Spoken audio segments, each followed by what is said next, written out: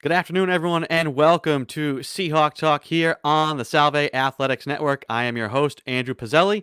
Good afternoon and welcome. We are broadcasting to you live on Facebook, YouTube, and Periscope through Twitter. We have a great show lined up for you. Here today, we'll be joined by Rob McGinnis, Hannah Amato, and Hannah Bedrosian, Jane Walsh, and Craig O'Rourke II. Can't wait to speak with them and our producers. But first, as always, we want to remind everyone to keep their distance.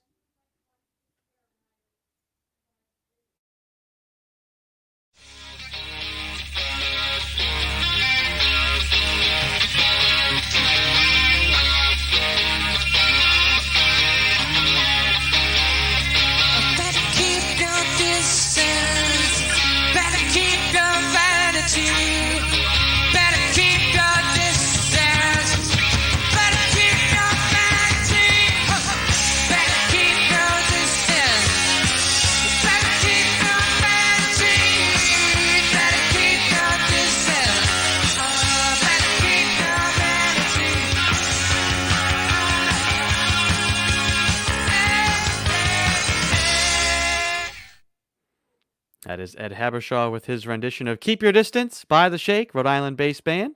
Keeping your distance, hand washing, mask wearing, social distancing, all of that great stuff. We're going to continue to remind everyone to do that here on the program. Want to bring in our producers now, Joey Morelli and Mike DeFusco. Fellas, how are we doing here on a Wednesday? Hump day on Seahawk Talk. Yeah, not too bad, not too bad. Little cloudy outside, but other than that, pretty good. Yeah, I didn't know it rained this morning, and I walked through the grass, and apparently it rained a lot because my shoes got really wet, and then my socks got wet, and once your socks get wet, that's the end. Your day's ruined.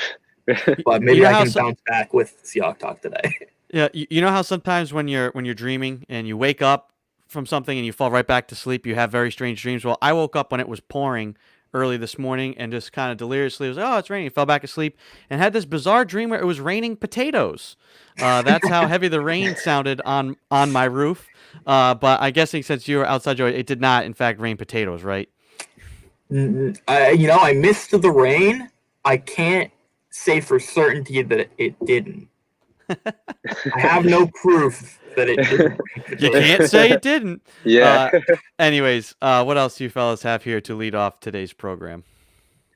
I'll just hop in quick as my thing's pretty short. I just wanted to highlight a few Newport County athletes who had fantastic weeks on the athletic field. The first one, Tess Nunes, Rogers girls tennis, won 6 sets in a row. A real come from behind victory there. She fell behind 4-0 before coming all the way back. Sabrina Leary, Portsmouth girls cross country, won her second race of the season. Middletown girls soccer goalie had 8 saves in their game in a 1-1 draw. And then we had some more cross country news right here. Another cross country rider, Kanan Kinth, got his first win. And then to top it all off, Frankie Underwood, girls soccer, in a 2-2 tie, got a goal and assisted. So 2 total points, as you say in soccer, 2 full points. And that rounds out our athletes for the day. But a good week for the Quinnipiac Island area for sports. Cool. Joey, do you have anything to lead off today's show? Yeah, actually, I was looking just through the Newport Daily News, and there was an article that came out today, which is from the Providence Journal, but it's the Newport Daily News. I don't know.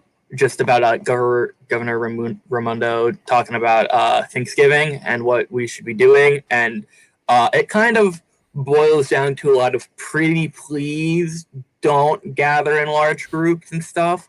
There's not a whole lot of like actual rules. Like she's really trusting Rhode Islanders, I guess. So she's saying like try not to travel out of state if you don't have to, but there's not going to be any regulations against travel. If you're going to have people over for Thanksgiving, like or if you're going to have Thanksgiving dinner, like make it just your family that lives in the house. If you have to have other people, maybe do it outside, wear masks. And they're like, please don't gather in excess of 15 people. But if you are going to, it says, if people insist, then it says, be especially careful in the 2 weeks leading up to the holiday. And also, they released a picture, which I can't show you because I've hit the paywall, so I can't show you the picture. But they released an image of what a socially distanced Thanksgiving could look like, and it's basically just like 3 people at tables in like different rooms. So like, hey, if you're gonna have if you have to have your entire family here for Thanksgiving, make everybody in different rooms, like split them up, wear masks when you're not eating, be careful. Basically, like, Rhode Island's not gonna limit what you can do. It's in your hands. It's like when your parents are like, you don't have a curfew. You have to make your own rules. And so, yeah, hopefully people will follow this. I mean, Rhode Island's doing pretty decent with the coronavirus. I know we're doing really good. Salve, I don't really know about Rhode Island as a whole, but, just listen to the governor, please. You have the kids table, you have the out-of-state table, you have the out-of-town table, the out-of-house table.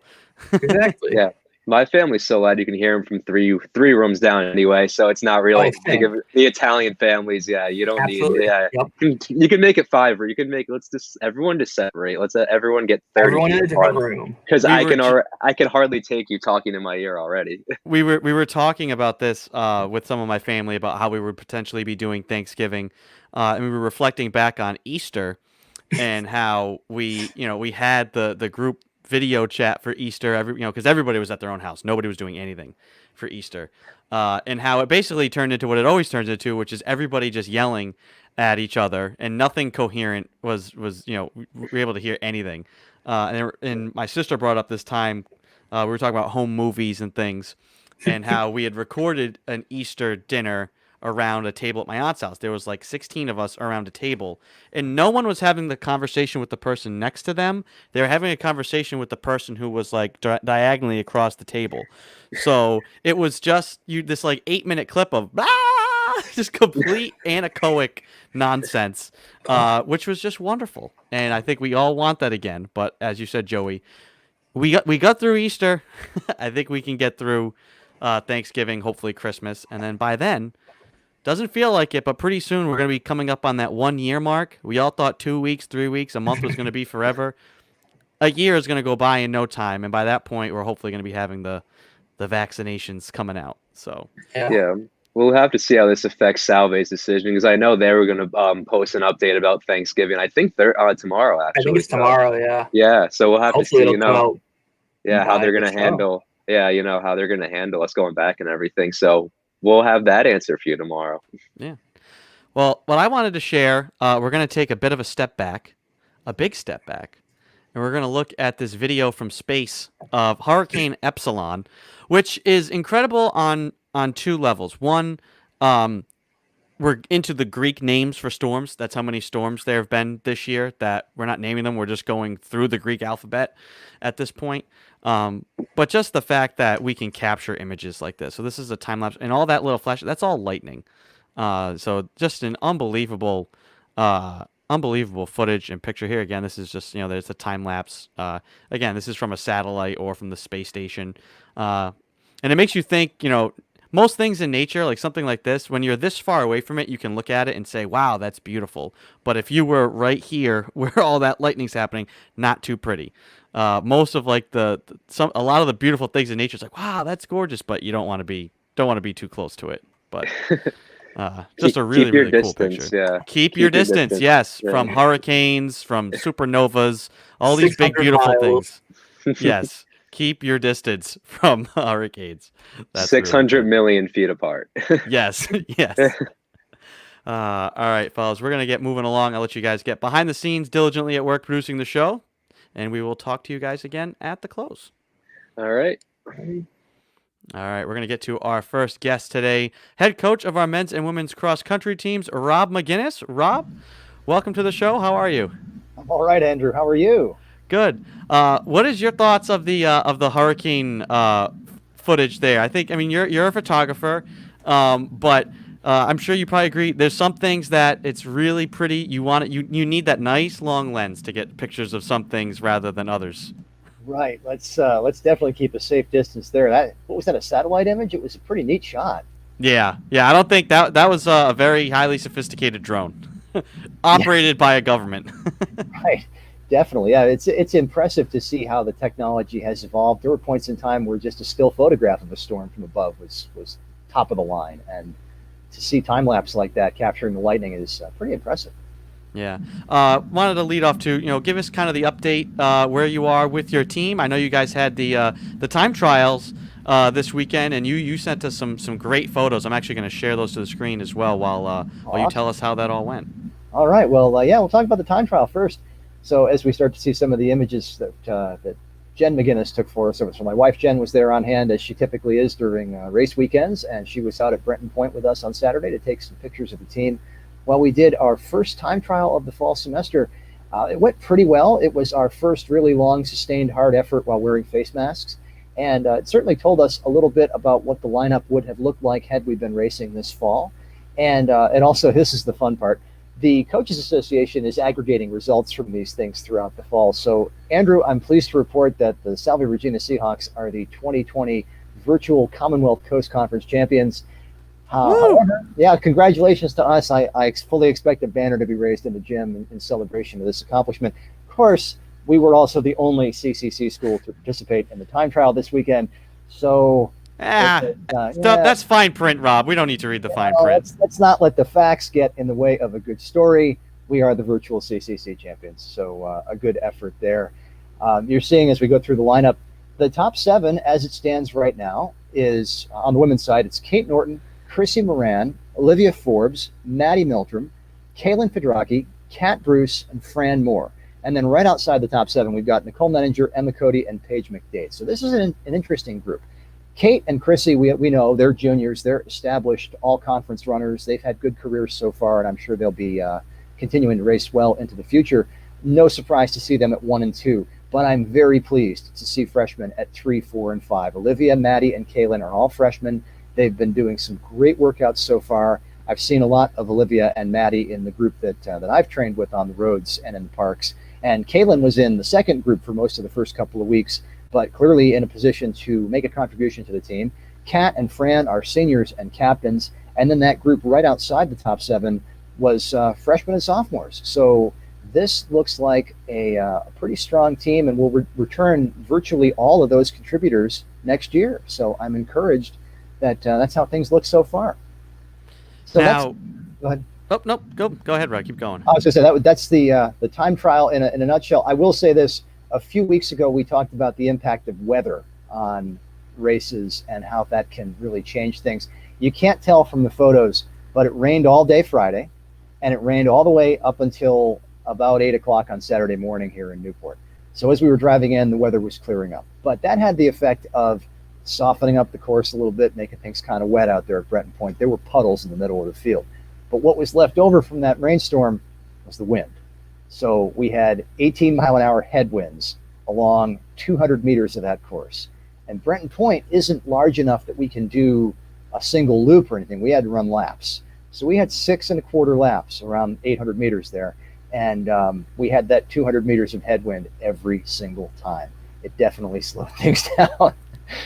You read my mind, because I was literally going to say, well, Rob, we talked about weather and how the picture, you probably won't be able to tell what it was like. Please tell me what the conditions were like. So you stole my next question right from my mind. Great minds really do think alike. Great minds. Yeah, so the conditions were not ideal. In fact, we came back on Sunday for a long run, and it was perfect on Sunday morning. And the team and I were standing around thinking, why didn't we do it on Sunday? It's all right. We got that one into the books. And for the next time trial on the 31st, we're going to revive an old tradition. We have to modify the course a little bit, but we're going to use the old Mansion Run course here from campus. And we're going to extend it by 1,000 meters because we need a 6K that day. But since we are allowed to use road courses, I think that's our plan for the next one, since Brenton Point was fine, but running laps was not that much fun, and we thought we'd give it a try. But next time around, we want something a bit more of a course. So laps being not that fun, you kind of again, are you in my brain? Are you actually am I somehow sharing my screen with you? This was kind of an off the cuff question I thought up on my own, because I plan to go for a run later. And I feel like maybe it depends on the day, but I wanted to get your thoughts maybe as a coach, and then for just you personally. When you're designing a run or thinking about going for a run, do you prefer to either do laps we kind of already know that might not be the best. Go out and back the same way, or would you like to have one long loop? I like to have one long loop because I just feel like I'm always going somewhere, and it's kind of new in my mind. And when I get home, I'm home. I'm not like passing the same thing, or I'm not retracing my steps. So which of those methods do you prefer, either as a coach for the team and then personally when you go for a run? I think it varies from day to day based on what we're trying to do. There are certain workouts where it is a benefit to have an out and back course or even to have laps. Today, for example, it's a workout day. We are going to Brenton Point. We are going to do measured work today. Running it in laps makes the most sense. So that kind of a day, totally fine doing laps, even if we're doing longer intervals like repeat miles or 2Ks, which we're not today. We're doing shorter things. If we're doing maybe some sort of a calibration run, or if we're doing a workout where the expectation is a negative split, the out and back is perfect because you know exactly where you turned around and it's easier to gauge the effort coming back. Let's say, for example, you wanted to go for a 45-minute run and you just wanted a subtle pace change in that second half. So maybe you go out in 23 minutes and you try to come back in 22. Perfect for an out and back course. Now, there are days when a loop like you described makes a lot of sense and makes things much more interesting and engaging. If we're doing a long run, I would much rather have a loop. I don't want to see the same scenery going both ways. Much rather have some kind of a circuit. We did one on Sunday where we actually ran out to Brenton Point from campus, looped around the point, came back, and did some work on the roads around here for 10 miles. That's totally fine for a Sunday long run. Not too much repetition, good variety on the course. So it does vary from day to day. And I think both as a coach and as a runner myself, variety is really important. You don't want to do the same thing every time. It's easy to get bored.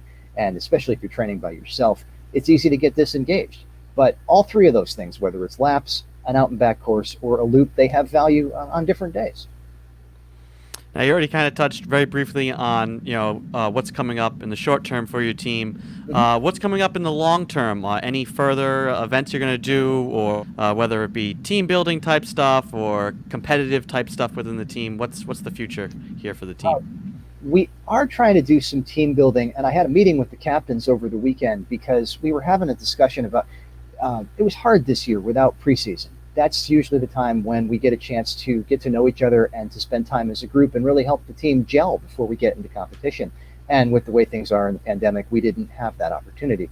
We started practice 3 weeks into the semester, and we basically had to go to work in pods, which limited the opportunities to socialize with your teammates outside of those smaller groups.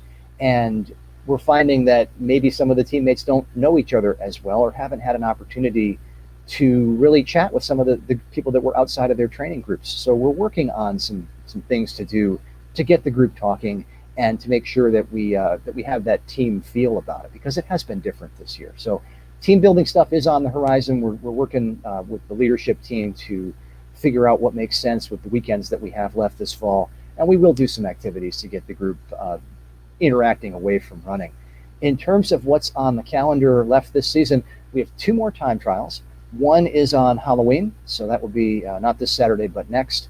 And then there will be a time trial mid-November, the Saturday that would have been the regional meet. We will have our final time trial of the fall. And then depending on whether or not we're able to get back on the track at Gaudet Field this season, there is an opportunity to do a time trial on the track and report that into the association. But if we don't have access to the track, that one doesn't make a lot of sense. So there are at least 2 more time trials, possibly 3. We'll keep up our regular weekly workouts through the middle of November, and just trying to program in some variety. I'm trying to make it interesting for them. Today we're back at Brenton Point.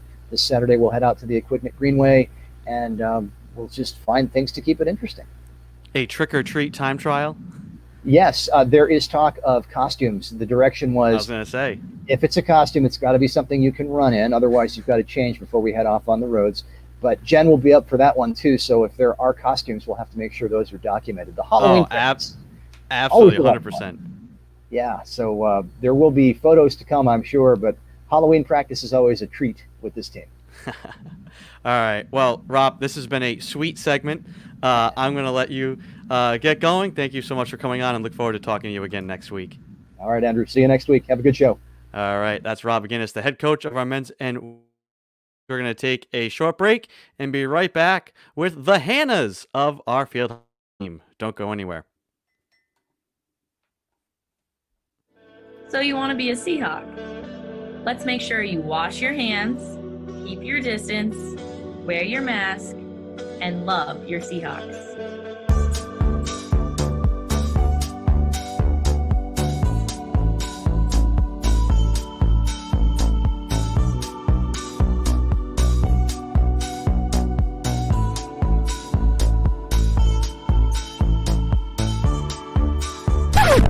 Sammy, no mask? Come on, Sammy. I know it's pumpkin spice season, but you can't bring drinks to class. We have simple rules here, Sammy. Get out. Come back when you can follow them. You got to take care of yourself and others, even if you are Sammy the Seahawk.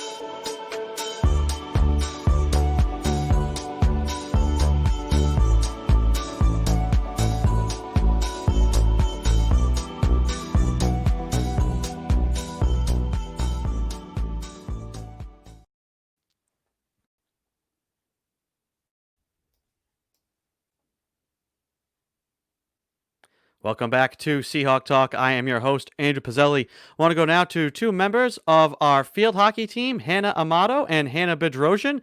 Hannah's, welcome to the show. Thank you. Yeah.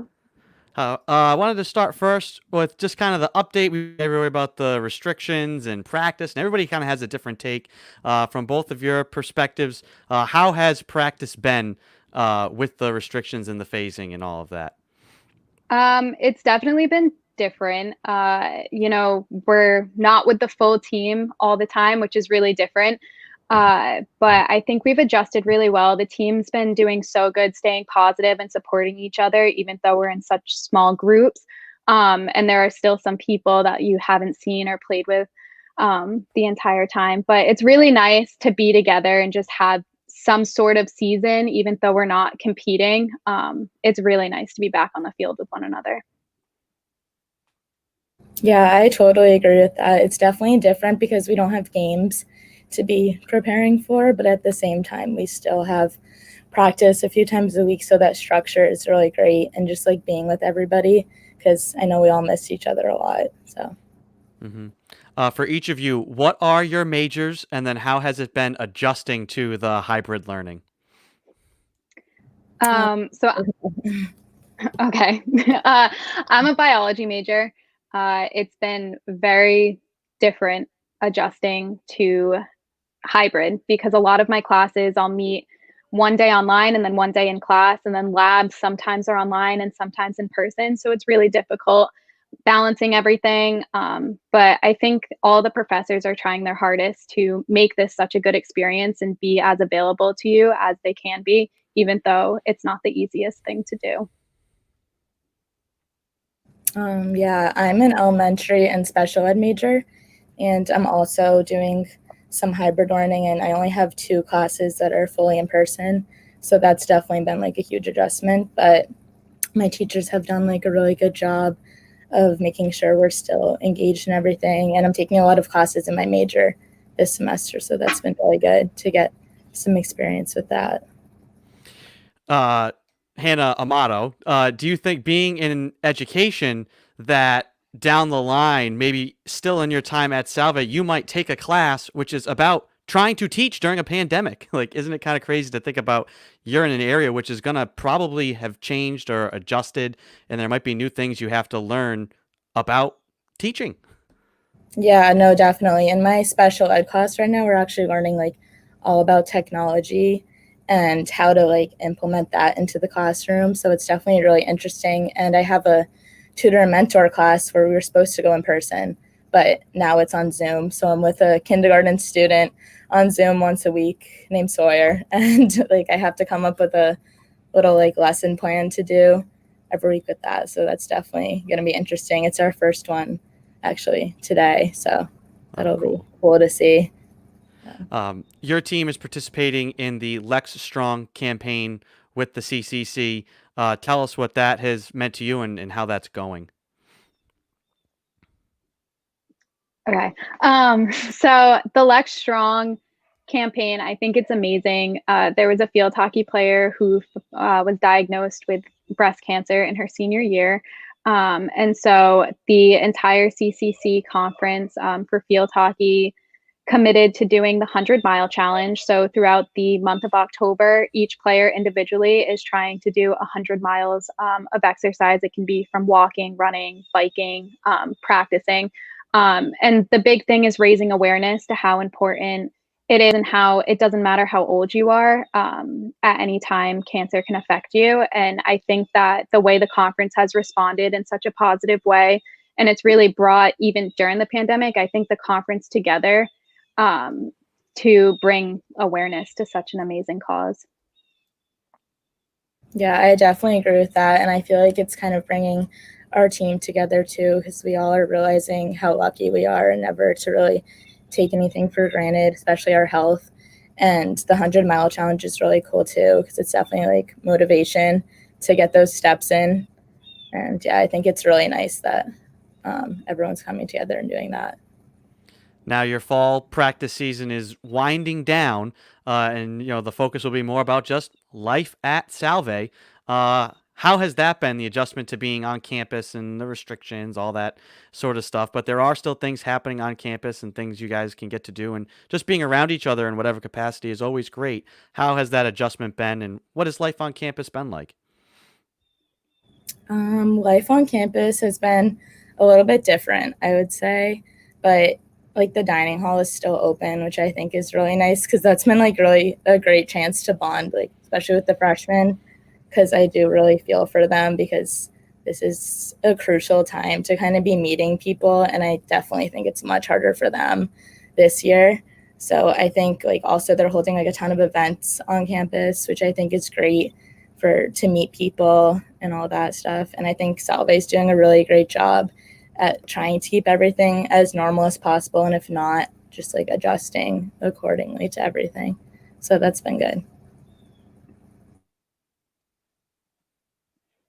Yeah, I'd agree. I think that it's been tough. I'm off campus this year, so it's a little bit different for me, but I definitely think a lot of the events that the school has been putting on has helped give students an outlet on campus to have something to do and something to go to. I know I've visited a lot of the events that we have going on campus, and it's nice. I know I was just a few weeks ago at the Stuff a Bear. That's one of my favorites. I do it every year. But it's like really nice. The school is doing everything that they can to keep social distancing, but also give students like activities to do. And I think they've done a really good job with it. Yeah, I think I saw there was a stress room. You could just go smash plates or something like that last week, which looked pretty cool. You talked too about the freshmen and how hard it's been probably for them and the adjustment, and everybody's adjusting. How much has the team's leadership, maybe the seniors or the captains, helped with that adjustment period for everybody? I mean, I know I wanted to shout out Tori, Kate, and Taylor today, especially. It's not easy coming into any season as a leader when the season's normal. Those are big shoes to fill. And I think they're even bigger when you have the team so divided because you can't all be together and we can't meet in like bonds like we normally do during preseason. And they have, like, without a doubt, shown the most amazing leadership. Like, I couldn't have asked for 3 better leaders for this season. I'm so grateful that I get to play with them and like know them because they've been so positive throughout the entire ordeal, and they have kept the team together throughout all of this and really bonded us all. So I truly couldn't have asked for better leaders during this season. Yeah, I totally agree with that. Like Taylor, Kate, and Tori have really like stepped it up this season. They've like been leaders like since last year, like when I came in as a freshman, but like especially this year with how different it is, you would like they're so positive about it. Like they completely welcome everyone and make practice, the most fun that it can be. I've been having fun at practice. And also like a shout out to the freshmen too, because like I said, like this is definitely like really hard for them because they didn't have preseason. Like that was like the time when I became close with everyone, I feel like, and they don't have that, and they're really like working super hard and making the best of it. And I think that they all really want to be here, which is awesome, and everyone's making the most of the circumstances that we're in. Mm-hmm. Last little kind of a fun question, Hannah Amato. You mentioned in our little pre-show questionnaire that you like to cook, and people would be surprised to know that you published a book. Is it a cookbook that you've published? Am I just connecting the dots there? No. Ah, It was a children's book that I wrote like when I was in 4th grade. One day I just decided that I wanted to publish a book. So I did. And yeah, I've always really liked to write. So yeah, what's the book called, or what's it about? really long. It's called From the Crazy Stories of Miss L. Bobsworth. It's about like a crazy teacher. It's a fiction book. And it's just about a crazy teacher and like elementary school students, and it's like geared towards that age group too. And yeah. Second part of this is, have you cooked for the team yet? Has the team gotten to enjoy your cooking? If you like to cook, no. No, my roommate has. Yeah, we're waiting for Hannah to chef it up for all of us. Yeah. Like, we've been waiting for a while. What's the specialty? Hannah? I really like making oatmeal. I know that sounds weird, but I specialize in oatmeal and like breakfast foods, stuff like that. Most important meal of the day is breakfast. Yeah. All right. Well, Agreed. ladies, thank you so much for coming on here today. Good luck with the rest of the fall season and the semester. I can't wait to see you guys hopefully out on the field this spring. Thank you so much. All right. That is Hannah Bedrosian and Hannah Amato of our field hockey team. We're going to go next to the head coach of our women's soccer team, Jane Walsh. Jane, welcome to the show. How are you? Hi, Andrew. I'm good. How are you? Good. Catch us up. How have practices been going? What phase are you at? All this fun sort of stuff. Where's the team right now? Yeah, it's hard to believe that, we're already in phase 3. We just started this week. And I remember, back in, August and September, early September, as we're planning all this out, I'm like, man, it's going to take forever to get there, and it's going to be a long journey to get there as well. But it's been really good. So phase 3 for us means that we can now have contact within the whole group, which is great. We don't have to stay in our pods. We're not as restricted as far as that's concerned, and we can really branch out and do, bigger views of the game. So phase 2 was more, like 3v3, 4v4, that kind of stuff. And now we're finally up to like 8v8 and potentially 11v11. So we just had our first practice yesterday where we were able to do an 8v8 scrimmage, and it was awesome. The players were like little puppies, like little puppies when they see a toy and they get all excited. They were just out there having a great time. So that was awesome to watch. Awesome watch. Must have felt awesome to coach too. I mean, like you're actually it's soccer. Oh my God, soccer is happening. Yeah. No, it's absolutely. It's exciting to see how they're playing, and seeing even the improvement, from where they were last season. I don't know whether it's just what we've been working on during the fall. They're far more technical than they were last season, even just in the short amount of time that we've been together. But maybe it's a different kind of energy getting back out there and playing for the first time. But they really just have improved tremendously. Certainly, our freshmen play a role in that as well, coming in and helping out the team. And so it's really awesome to see from all perspectives. How you mentioned the freshmen there, how beneficial do you think it is to them to like actually be doing soccer things? We've talked about how it's got to be the hardest year ever to be a freshman, adjusting to college, adjusting to being a college athlete, and then all these restrictions to maybe really have that sense of something normal and be focusing on really just playing and working. That has to really help them tremendously, right? Yeah, absolutely. There's a lot of team bonding that's done in a normal season early on. Preseason is a great time for them to kind of come together as a team, and they do it in a lot of different ways on their own time. Outside of soccer with no soccer balls, we're not running around. They're just, hanging out, doing their own thing and kind of creating those connections with each other. But then also on the field as well, when you are physically going through something that is incredibly taxing and demanding on your body, it sucks. But what helps is having a teammate, next to you and knowing that they're going through the same thing as well. And then at the end of it, you say, okay, we did that together. And as you progress through a season, those bonds are strengthened, that way, when we start playing games and you realize how much you rely on your teammates. And I think, it's usually, maybe like week 3 or 4 into the season that everybody really starts to realize the value of each person and what they bring to the team and how they can impact. And I think having that, actually playing on the field aspect really helps that, which, we haven't really had. We haven't been able to compete, and we haven't had this full field look at all up until now. So I think for the freshmen, this is probably a little bit of a nervous time for them. Even though that they're feeling comfortable, it's the first time they're really getting out there and showing what they can do in an actual game-like situation. And so some of them might feel a little bit nervous, but I think the more we do it, the more they'll come at ease and hopefully it helps them become more connected to the team. Mm-hmm. Getting out in the field, important for you to be able to scout and coach and work with your own team, but also the recruiting aspect of it. What has that process been like? Whether there's, I know in some areas there are games that are happening, there are games that aren't happening, so it's probably going to be one of the hardest years ever. On top of everything, Jane, not only to coach your own team, but to scout future players. How has recruiting been going? Man, it's been going well, but it's challenging. You got to figure out a different way of doing things at every corner. And, there's a lot of risk involved with it as well.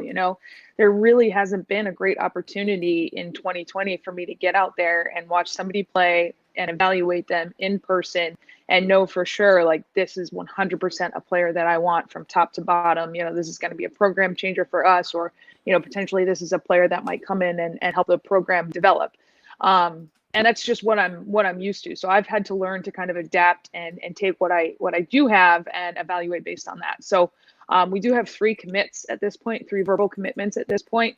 And I've watched them play or evaluated them in various different ways. Over the summer, we had a very loosely coined ID clinic. It wasn't really an ID clinic. I just happened to work a local camp, and we had some recruits come on in and participate in the camp. And so I was able to observe them there. Watching film now is unbelievable. It's like the number one thing that I do, full game segments or at least 15 to 20 minutes of watching somebody play. So, it's just different. It's sitting in front of your computer, in your office, as opposed to, actually being out there on the field. And so I do miss that aspect a lot, but I am looking forward to a few events coming up. I'm working the Next Step Soccer Academy ID clinic this fall in Connecticut, and so I'm looking forward to that. And hopefully, we get some late fall and winter showcases up off the ground where we can actually physically be out there and watch the athletes play. What's one of the most important things you look for? Because there's a difference. We talked to David Lunn about this, and he said the value of film versus being in person. What do you look for when you're scouting somebody in person versus when you're just watching film? So basically 4 main components. I mean, you can tell if somebody, for the most part, you can tell if somebody has a tactical understanding and technical proficiency from highlight film, or at least from, observing a segment of the game. You can get a pretty good feel for that. Certainly watching in person is a little bit better because you're up close, you're personal, you're right there. You can see things that the camera doesn't happen to get. So on and so forth, and certainly the physical aspect of it too. Okay, you can tell a kid's fast, or they're strong, or they've got height and some speed. But really, for me, evaluating in person gives me a great understanding for the mental strength of an athlete and what they do, not only when they're on the field, but when they're on the bench as well. So say a big play happens, and they didn't do what they wanted to do, or they're storming off the field, are they on the bench? Are they in a bad mood? Are they causing problems, or are they lifting their teammates up? Even just, how they bounce back, personally from that kind of thing. Their next opportunity, what is it like? Are they slowly declining, trending on a decline, or are they getting better in those moments? How do they respond to the challenges? And how do they respond to success? As well, you can't get overly confident. You can't be underly confident. You can't go negative. So it's a happy balance, and that can be hard to find. And it's so hard to identify in highlight film. Excuse me. So in person is definitely a much better way to be able to see that. Awesome. Coach, thank you so much for joining me here today. Looking forward, like you said, you guys 11v11 coming soon, coming to a Coming field soon. near you. Hopefully, Yeah. good luck with the rest of the fall and Thank you. in the practices, and hopefully some showcases for you to go watch some players in person. Yes. Keep your fingers crossed. All right. Thank you very All much. right. That is Coach No Jane Walsh of our women's soccer team. We're going to take a very short break and be back with Craig O'Rourke II, the head coach of our men's soccer team. Don't go anywhere.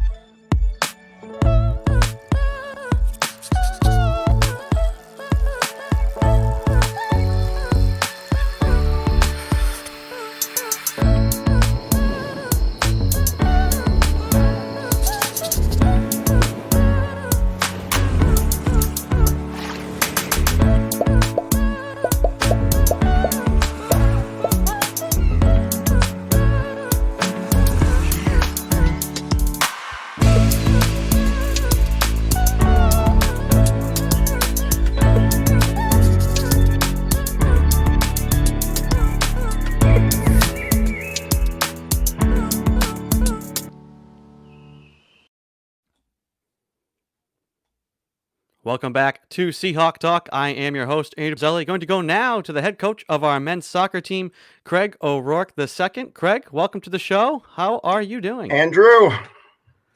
I wanted to start off talking about a specific class on your team, notably your senior class. How have they been helping to keep the team focused during this strange fall?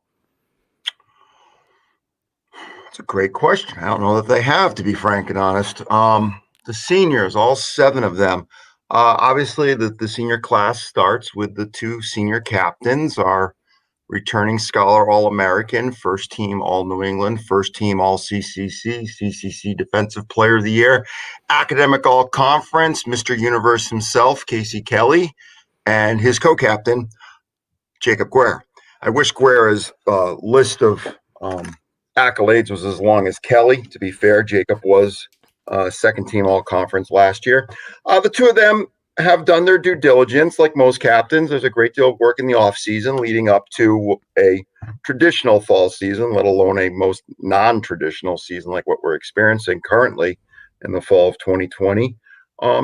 They've brought the team together. I think they're the focal point. I don't think anyone knows or has any questions, I should say, about who's in charge when the coaching staff is not present. The 2 captains have done a very good job. They have a supporting cast of seniors in Evan Hilby, who was a starter last year, 4-year program member. Hilbert has done his journeyman work. You know, we just actually, interesting story. I'm glad you brought this up.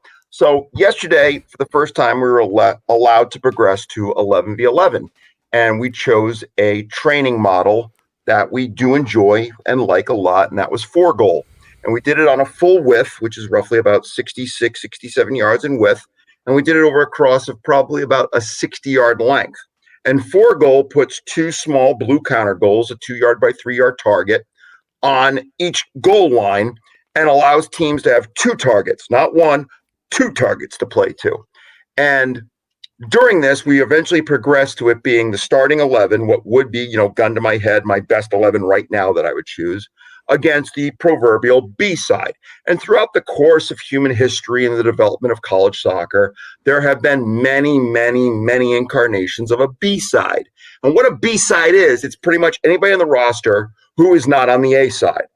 And the B side was good. Okay, they have talent. There's a lot of recruited players there and a lot of guys who have been in the program for 1 or 2 or 3 years, and a lot of freshmen because we have a very large percentage of the roster that is freshmen this year. So they're playing against what would be handpicked by me, my best 11. And quite frankly, I'll let the cat out of the bag. CCC take notice. My first 11 this year are good. I mean, flat out, they're good. The decision-making on ball, the execution of pass, the tactical read, the overall ability to play east-west and choose to go north-south was there, and it was very good.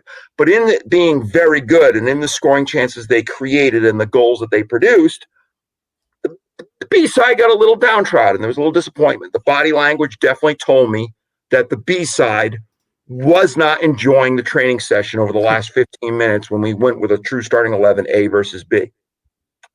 And I'll be honest with you, most people can't tell my emotions from the way that I carry myself on the field, which might be as great of a farce as right now the presidential debates. But I was not happy with the B side and the body language of sulking and being disappointed with the fact that they as individuals were not on the A side. So at the end of the practice, I brought the B side together and I brought Evan Hilby and co-captain Jacob Guerra over. And I said to the B side, I said, these two are on the A side. These two were on the starting 11 last year, the 2019 season, when we won the conference championship. And I turned to Hilby and Guerra and I said, Hilby, how often did you start your freshman year? And he said, no, not at all. I said, how often were you on the A side in training? Oh, God, never. I turned to Guerra and I said, Guerra, you were all conference last year. How often were you on the A side freshman year? No, I wasn't, coach, never. How often were you a starter your freshman year? I think I started one game. I said, that's right. You did start one game against Mass Maritime. I said, your sophomore year, the 2017 season. No, 2018 season, excuse me. They all blend together. 2018 season, Evan Hilby. How often were you on the A side? I wasn't. How often did you start? Never. When did you get your first start, Hilby? Last year, coach, 2019 season. Really? As a junior, that was your first start? Yeah. And of course, I know the answers to all these. And I turned to Guerra and I said, Guerra, how often did you start your sophomore year? I think I started one game. Really? Who was it? Mass Maritime. Oh, you started against the same opponent freshman and sophomore year? And I said, you said, yeah. How often were you on the A side your sophomore year? Never. So I turned to the B side. I said, these two right now have been starting for the last 2 years. But that was not the case their freshman and sophomore year. Freshman and sophomore year, these two cut their teeth playing on the B side. They never sulked about it. They never talked back to me about it. They were never in my office asking for minutes. They just trained hard, learned their lesson, developed their technical ability, honed their tactical execution. And now when I'm choosing an 11, they're penciled in. Their names are in the 11. So my seniors right now are providing for me the example of what good soccer players, good teammates, good program players who understand their development, understand the time invested, gets rewarded when the time comes for them to be in the first 11. And that is supported by the likes of Nolan Marino, who has returned after a season-long injury in 2019. He was in that A side yesterday, and I got to tell you, it's nice seeing Nolan Marino back on the field because he still has it. And then Brendan Coyle, Fernando Taborga, Frankie Boncaldo, these are guys who have put their time in. They have earned the respect of the program. They've earned the respect of the coaching staff. So, yeah, my seniors right now are giving it not only off the field, but also on the field in terms of being examples of what we need. I was going to say, you kind of went to where I was going to go with the question was, I was thinking about the B sides in 2018. Your A side that year, we all knew what they were. Maybe one of the best collections that you've, a collection of starters that you've ever had. From a talent standpoint, and coming into 2019, maybe not knowing what your first 11 was going to look like. And like you said, now perspective, realizing, wow, getting to play against that A side from 2018 helped them so much in their development, all those guys now, and how the same deal this year, guys beneath on that B side can benefit so much from playing against the A side. It's almost as if we've had this exact conversation before because you're literally reading my mind. The 2019 season, when we started that season, we only had 3 returning starters. Due to transfer, due to graduation, due to injuries, we lost 60% of our roster from the 2018 team that went undefeated through 8 games. So the 2019 season largely was a question mark. The 2018 season, at the end of preseason, I sat with your colleague, Sports Information Director Habishaw, in the dining hall in preseason. I looked at him, I said, Ed, oh my God, I got a team. I mean, I knew I had something special even before we had played our first game in 18. But there is probably the most astute observation is that 19B side going against that A side in 18 and the reps that they went against arguably the best team in school history honed the abilities of Guerra, Hilby, Ogiano, Davies, Ventura. And then we brought in the recruiting class with Constantino, Sock, Wallens, Winarski, Manusis, and those guys.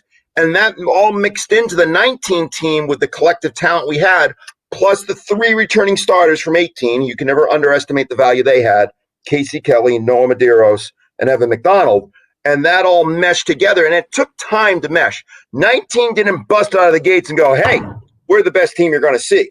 18 did that from the opening whistle of the first game, frankly, all the way through into the 80th and 90th minute of what was their final game, the semifinal loss to Gordon, a game in which they were down 3-0, and over the span of 8 minutes, they scored 2 goals and were drinking the Kool-Aid and gave us all belief. 18, we knew for first to start, minute by minute, they were special. 19 had to develop and really, take an amalgamation and find its shape, find its rhythm, move some pieces around, and build upon the lessons that they learned on training pitch playing against the 18 side, and become the team that eventually did capture both the regular season and conference championships. Mm-hmm. Now, the guys that are probably going to have probably the most unorthodox development from a student-athlete perspective are this year's freshmen, because it's just obviously a strange year, probably socially and strategically, from trying to learn how to become a college athlete and amidst everything else. What have you seen from their development as they transition to being a college student, a college athlete, and acclimating themselves on the team? That's an interesting question, a little bit of a tough question too, simply because, as we've said, it's not the traditional season, it's not the traditional setting. In any given year, you report to campus mid-August, and you have that opening meeting in preseason. You get the first homework assignment of first name, last name, and then we hit the ground running 7:30 a.m. the next morning with a whole slew of testing. Epic Index, max strength, bench, squat, 300-yard shuttle, and you're going straight into 2 training sessions. They weren't able to do that this year. They found out in July, hey, the season has been canceled, preseason has been canceled. Report when all the other students report and receive your orders then. And even then, it was a 2.5 week delay before we were allowed to be on the field. And even once being allowed on the field, it was the 6-week protocol, re-socialization of sport. Hey guys, let's put cones down and all run around cones and not get within 6 feet of each other. Desocializing a social activity like, frankly, any sport, with maybe the notable exception being tennis, which has the physical barrier of the net between the 2 participants. Sports are a social activity, and full contact sports like a basketball, lacrosse, a soccer, a hockey, and collision sports like football necessitate a degree of contact. So not being able to jump right in, it really was a test for the coaching staff, the captains, for us to figure out, how do we start training the sport at the collegiate level with very talented players? We don't bring in average players. We don't bring in good players. We go on hunt for the very good players. And this freshman class is, quite honestly, as talented possibly as I've ever brought in. So, we had to find ways to challenge them while adhering to the re-socialization protocols over the 6-week progression. And I don't think there was anybody happier than my players when, after 2 weeks, we were allowed to move out of that first phase and could, in a limited fashion for 5-minute time spans, produce a live tackle in a 5v5 environment. And that was tantalizing, and it was good. It was actually a tactical application, being able to spread out and play, even if only limited to a 5-minute cohort. And now, having moved through the second phase, the freshmen now, as of yesterday, our first day on field, getting to an 11v11 model and spreading it out into 4 goal, that was refreshing. I mean, I said to a recruit this morning, it was like Christmas morning when they took the field and said, oh my God, we're actually playing soccer. This is 11v11. This is soccer. So I think they loved it, honestly. It was enjoyable. It was enjoyable for me to get back, because a lot of what we train is the 11v11 model. I am not a big proponent of laying down cones unless I'm creating a boundary line on a field that doesn't have a naturally lined out space. So it was good to actually get into the 11v11 model and train changing point of attack, which is what 4 goal is designed for, and talk about how we develop our east-west play and the duties of the center backs, the duty of the holding mid to sit in that circle and be our pivot through the midfield once the opponent's defensive shape has collapsed in and they're in organized defensive posture trying to prevent our initial penetration. We have to then be able to go negative and draw them out to create real estate to play into. So it was nice to get to that, and I think it was nice for the freshmen to get to that. their soccer IQs will be tested, honestly, and they can't lose that simply because of the desocialization protocols that we have to go through, or the resocialization protocols. They have to still maintain, and luckily we have the return of the European League, so we're watching a lot of football. There's a lot of chatter going on in the text windows each weekend. It wasn't good for you Saturday, Craig. It was not good for you on Saturday. Well, you say that, but I've seen Arsenal sides take the field against disciplined Manchester City sides the last 5 years and get absolutely whitewashed. So losing 1-0 to City, although it's still a loss, it's never something you want to admit. I was unable actually to see the match with the 12:30 kick. We were on the turf 1-3, so I was actually on campus preparing for my training session. So I didn't get to watch full match. The sacrifices a head coach has to make. Probably better not to sit through an entire game and see a 1-0 loss, right? Highlights, and Bukhari Saka, Aubameyang, Pepe. There were chances created by Arsenal on the counter. You got to understand, City has the ball. City wants the ball. City is a possession-based system. Pep wants them to get their opponents facing their own goal line and go at them quickly and expose the channels and play through the gaps. And he does that and does that well. So if you can weather that storm and execute on the counter, which I think is what Mikel Arteta tried to have Arsenal do, it's all about, can you create those chances? And the chances were created. The technical execution in the chance was just lacking. So, we lost 1-0. It hurts. It's a loss. It doesn't completely destroy our goal differential. But as I told a couple of my alums, it's better to be in 5th as Arsenal than 15th as Manchester United right now. So they were talking something about some midweek Champions League game. I don't know. They were playing PSG. Hey, all the more power to them. It's tough for me to hear when they're down in 15th position, though. They got to speak up to, reach the vocals of the top 5 tier. So speaking of being tested, Craig, last question. Can you name every single one of your players' favorite ice creams? I can, but out of respect for the viewing audience, I won't do that. We didn't have that on the sheet this year. Okay, if it's not on the sheet, then what is on the sheet? What was on the sheet this year? Yeah, first name, last name, hometown, home state, high school, middle name, favorite club. Fine, give me everybody's middle name, Craig. Come on. You're on the spot. No aid. I thought your players had to memorize this stuff. Oh, just say a player and I'll tell you if I know their middle name. Casey Kelly. Casey Brendan Kelly. Jacob Guerra. Jacob Patrick Guerra. Evan Hilby. That's easy. Evan Francis Hilby. Francis is the most common middle name on roster. Tommy Hayes. Thomas Christian Hayes. Last one, because I think you will be able to pass this. Michael Lavakis. Michael Patrick Lavakis, and unfortunately, he's no longer on roster. He was actually one of our early season. That's unfortunate for me. Gordon Gadish, middle name. Gordo. You said that was the last one. Gordo. That's a good one. Gordon Emerson Gadish. Now, I don't have the middle names in front of me, so for all of you watching, I don't know if Craig's right or not, or if he's just throwing names at me. We'll fact check that after the show and get back to you tomorrow. I look forward to the fact check because I know for a fact I got them all right. You always got to make sure that you're prepared for whatever type of might be asked of you. Oh, we have to launch a full investigation now.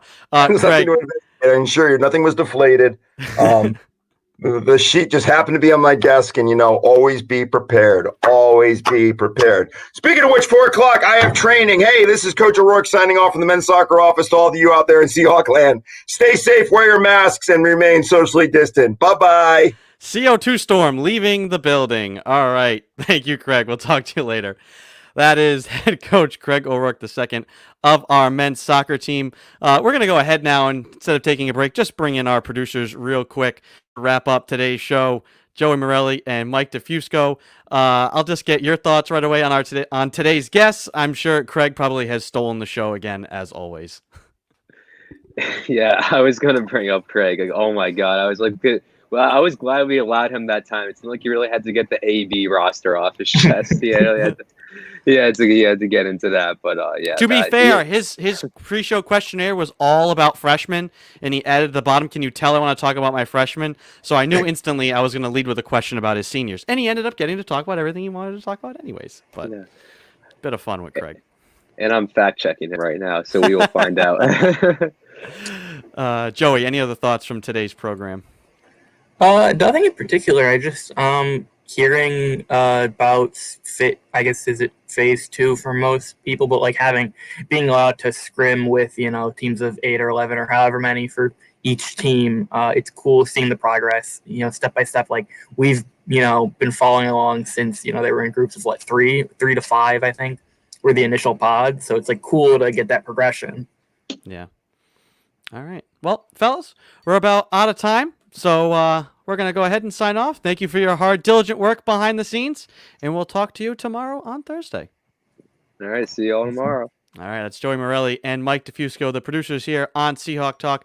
Big thanks to our guests here today. We had Rob McGinnis, the Hannahs, Hannah Amato and Hannah Bedrosian from our field hockey team, head coach Jane Walsh from women's soccer, and Craig O'Rourke II, head coach of our men's soccer team. Who could forget? Thank you for joining and listening to us and watching us here today. We are live every day, 3 to 4 p.m. on the Salve Athletics Network, broadcasting live on Facebook, YouTube, and Periscope through Twitter. You can rewatch every single episode of the show on those platforms, and also you could get the audio version of the show. Subscribe to the Seahawk Talk podcast to get Seahawk Talk on the go. No excuse to ever miss a show. That'll do it for today. Thank you for listening, everyone. I am Andrew Pizzelli. Have a good afternoon, folks.